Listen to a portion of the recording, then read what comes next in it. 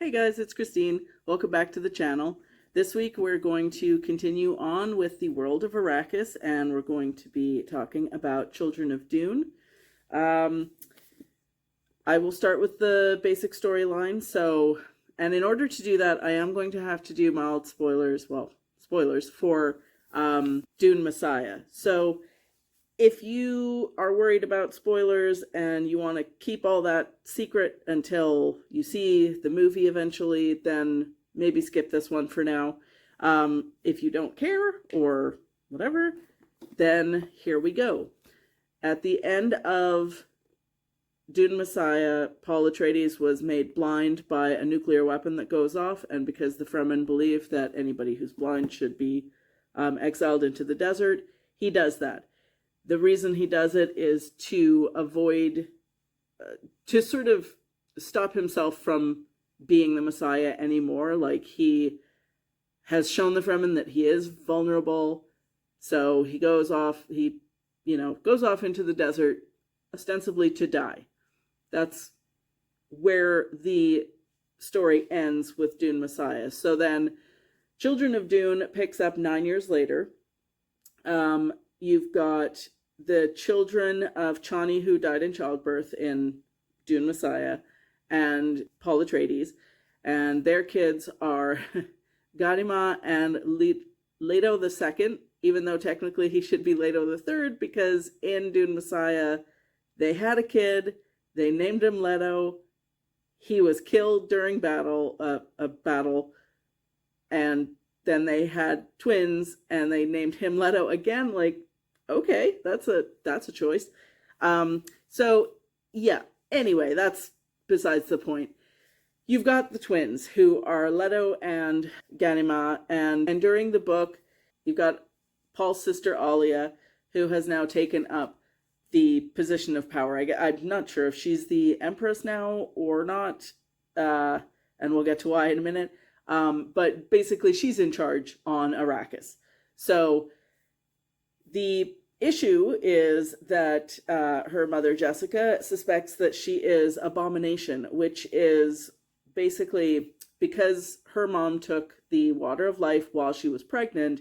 Alia was born with all the powers of a Reverend Mother of the Bene Gesserit. So she has all the memories of all these people before her, and Abomination is where those souls, I guess, are able to take over the body.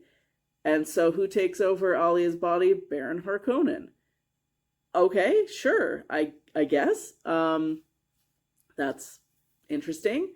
So you've got that going on. Then also there is House Corrino, who is trying to regain power on Arrakis now that the twins they want to get rid of the twins in order to get power back on Arrakis. They want to get rid of Leto and then marry the son, the prince of their house, to Ganima. So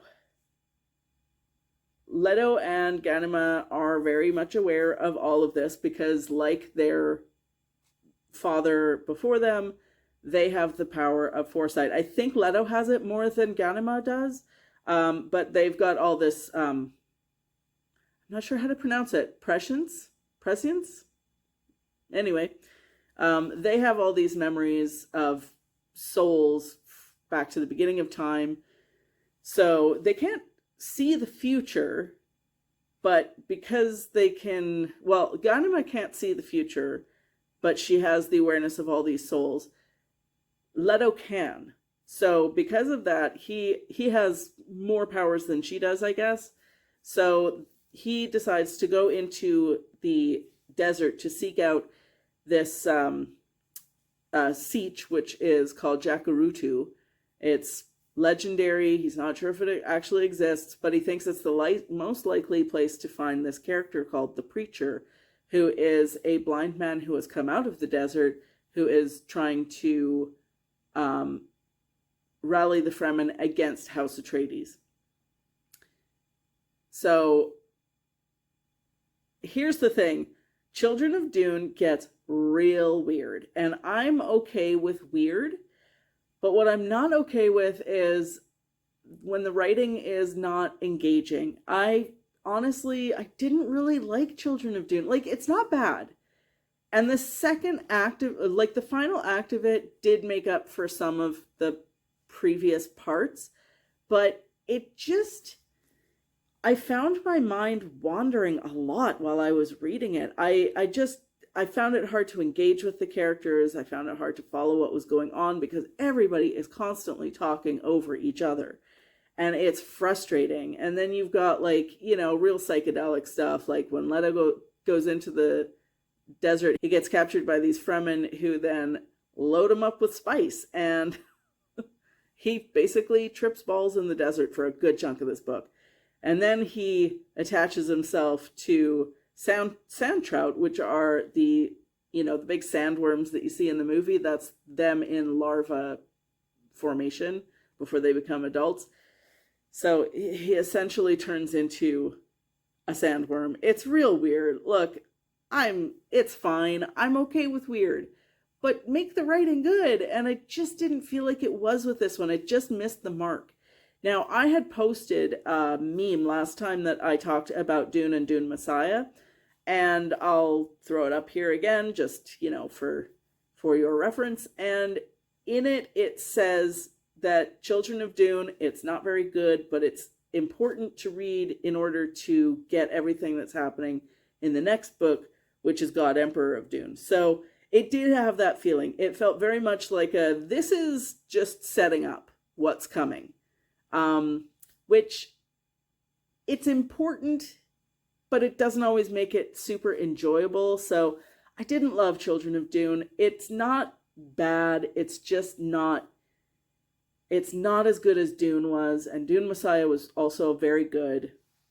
The plus side is that I have heard God Emperor of Dune is a lot of people consider it to be on par with the first Dune book, which is great. So if that's true, and fingers crossed, then I'm going to enjoy it. But this Children of Dune is very much a let's set up what's coming kind of thing. And that doesn't always make for a great story in itself. I will say I did really enjoy the final act of the book.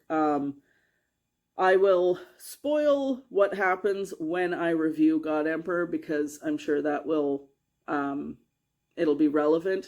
Like, this is the problem with reviewing a series of books. You have to spoil what has come before in order to review the most recent book that you're on. So I may end up spoiling it.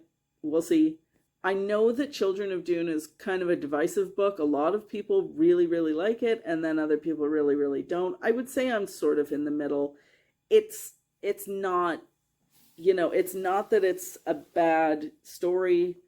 It does get real weird, and I'm sure it's going to get weirder in the next one, and that's fine. It's not so much that it's weird, it's that the writing was just couldn't hold my attention, and there was so much going on, which is not unusual for Dune. Like, the first book had a lot going on too, and the second book had a lot going on in it, but this one, for some reason, it just felt like it was too much, and everybody was talking over each other the whole time, making no sense. Like, I don't know, like I said, I don't really know. Was Alia the Empress of Dune then? I don't know. I know she's kind of in charge. I also know she tries to kill her own mother. Like, but what was her reason? I don't know, because it just wasn't written very well, I feel. I'm sure there are people who would absolutely disagree with me, and by all means, leave your comments below if you loved it. For me, though, it just didn't quite hit the mark this time. I am looking forward to reading God Emperor. I have started it, and so far, yes, it does feel more engaging than this one did. So hopefully it picks the ball back up from where I feel this one dropped it a little bit. So anyway, it's too bad that I didn't love it, but I have heard when it comes to the Dune series, like, some people say it starts amazing and gets progressively worse as it goes along. Other people have said, there's good and bad all the way through. So for me, Children of Dune just wasn't a great one. It's not terrible. It just wasn't great. So, it's fine. So I will be reporting back once I finish God Emperor of Dune, and then we will continue the journey then, I guess. All right. Thanks for watching, and I'll see you next time.